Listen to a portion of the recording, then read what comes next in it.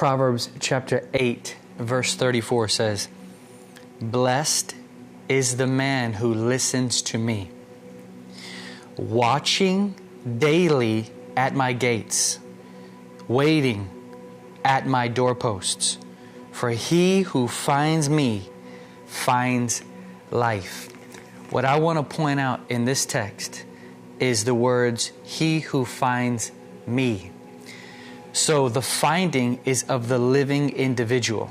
God is revealing to us how to find Him in the midst of the haze of this life, in the midst of the haze of our own bodies and situations that happen to us. He is showing us how we can, without fail, find Him in every case.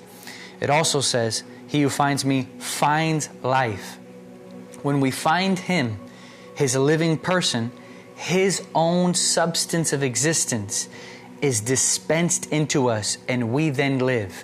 We don't just live because we believe in Him or believed in Him, but we live by continually putting our trust in Him.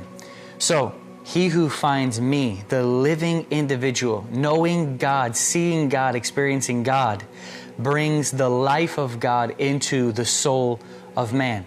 So 3 things specifically laid out that show how we can, without fail, find Him. Wherever you are in your life, whatever you're going through right now, you can find Him in the midst of the haze of the situation.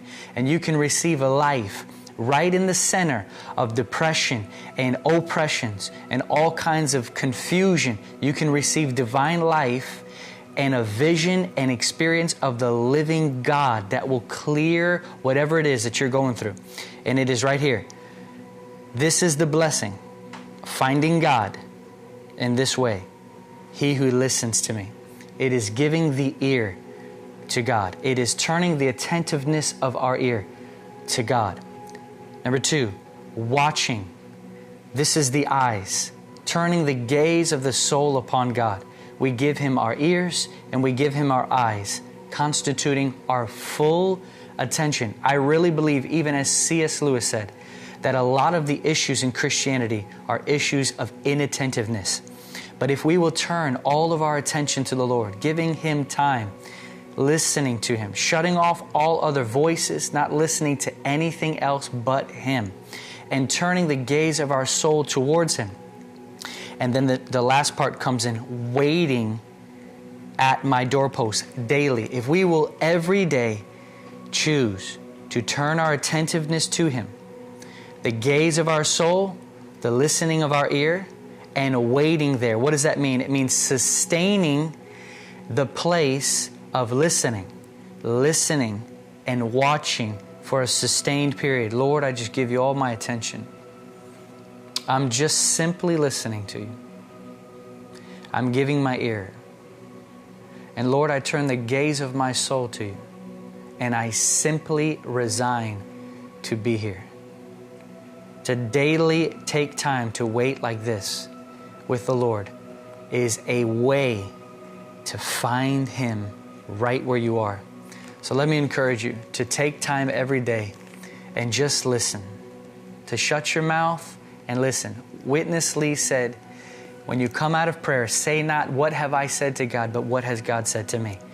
Turning a listening ear, which means turning off all other voices and listening to His voice, and watching, giving all the attentiveness of your heart, not looking at this or that or trying to get God to look at this or that, but simply setting the gaze of the soul upon Him and the attentiveness of the ear upon Him, and simply waiting there. Even if nothing specifically takes place, you are opening up the receptivity of your soul to receive God, His own person and His own life. I pray that God will bring a newness into your life, a refreshed vision and inspiration and attraction and pull to simply sit with Him, turning your ear to Him and giving all of your attention to Him, and just simply sustaining that right there. I'm telling you, to the degree that we resign to just simply be with Him, we then are free to be able to be led by Him. God bless you.